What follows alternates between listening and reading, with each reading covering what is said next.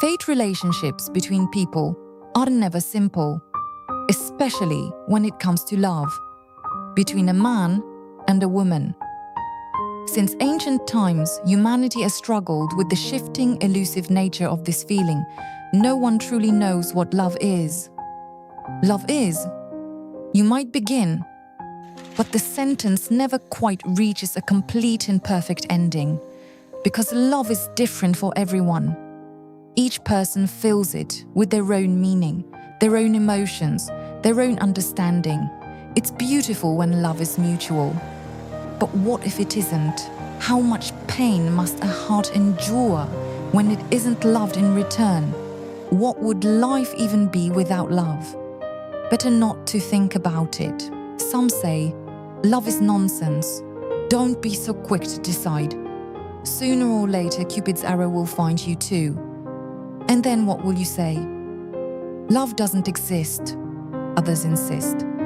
Perhaps you simply haven't felt it yet. For some, it still lies ahead. For others, it's already behind them and can never be returned. Once in a small town, there lived a girl. We won't dwell on her appearance. Let's just say she was beautiful. And like many who shine so brightly, she had countless admirers. Some truly loved her. Others simply enjoyed her company. But none of them mattered to her. She didn't yet know what it meant to truly love someone. Her fleeting affections came and went like passing seasons. She had a friend, a very dear friend. They had known each other since childhood, but life had separated them for 7 long years. And then, at last, they met again. Some meetings are destined. This was one of them. The moment he saw her, he understood. He loved her, deeply and endlessly.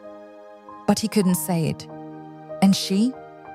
To her, he was just a friend, nothing more.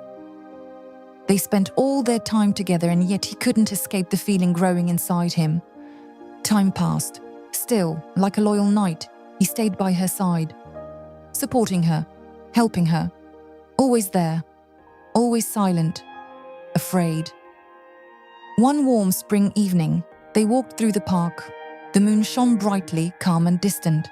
They sat on a bench in silence. "I've been wanting to tell you something," he finally said. I love you." She looked at him and smiled. "And I love you too," she said, hugging him. "I love you like a brother. We're like family. Nothing will ever separate us." Silence fell. The fire in his eyes faded, replaced by something cold and distant. They stood up and walked on without a word. "I'm leaving tomorrow," he said quietly.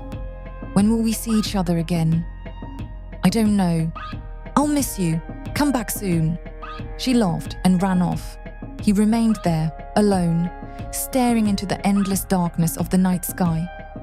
4 years passed. She grew even more beautiful, carefree, joyful, untouched by sorrow. "We have a guest," her mother called. "Come see who's here." She opened the door. It was him, changed, stronger, different, almost a stranger. "Hi," she said, hesitating to embrace him like before. "Hi," he replied. She looked into his eyes. They were empty, cold. They spent time together again, visiting friends, attending celebrations. But something had changed. Their connection felt distant, like that of strangers. And yet, she began to see him differently. She didn't know his life anymore, didn't know this version of him. But strangely, this new, unfamiliar man felt more important to her than the boy she once knew. Again and again, she remembered that night on the bench. Something had changed back then, something she didn't understand. One night, she woke from a strange dream. She had been walking along a long, empty road under a lonely moon. Darkness surrounded her. In the distance, she heard the sound of hooves. A rider appeared, an old man with long grey hair and pale, empty eyes. He passed her, then suddenly called out, "Don't go back," he said. "Keep moving forward. You can't return what's lost. Time has already changed everything." And then he vanished. She woke. The next morning, a strange feeling lingered. As if something had been left unfinished, suddenly, from outside, she heard a familiar voice. "Forward! Forward!" She looked out the window. It was him, urging a horse forward with a boy riding it. She sat down and opened an old notebook they once shared. On one page, she found an inscription. "To my dearest Yulia, from definitely not Sergei." Below it, 2 hearts were drawn, and in that moment, she understood. He had loved her all along. And me? She thought. Yes, I love him. I've loved him since the moment he came back. What do I do now? The story continues in a couple of minutes. Stay with me and listen to the very end.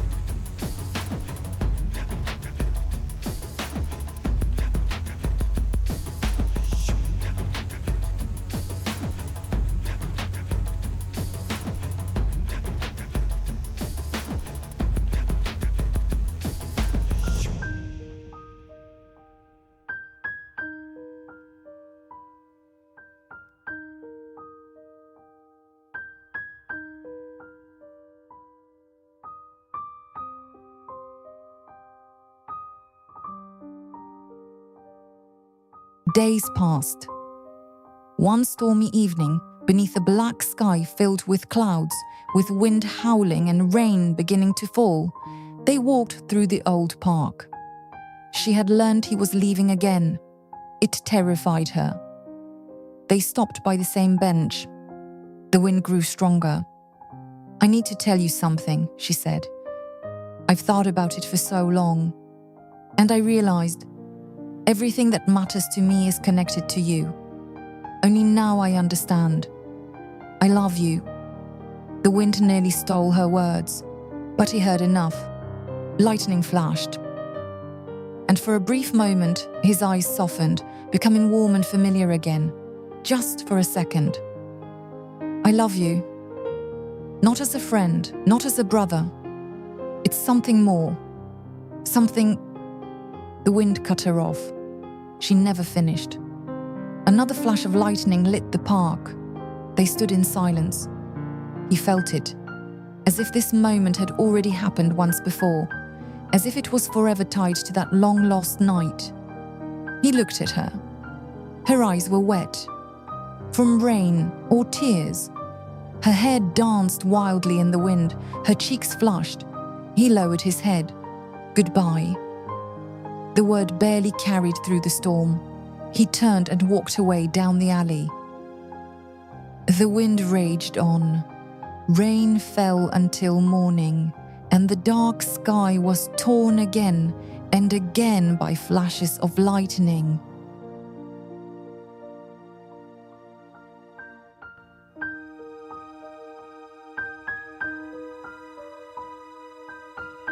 Thank you for listening to my story to the end.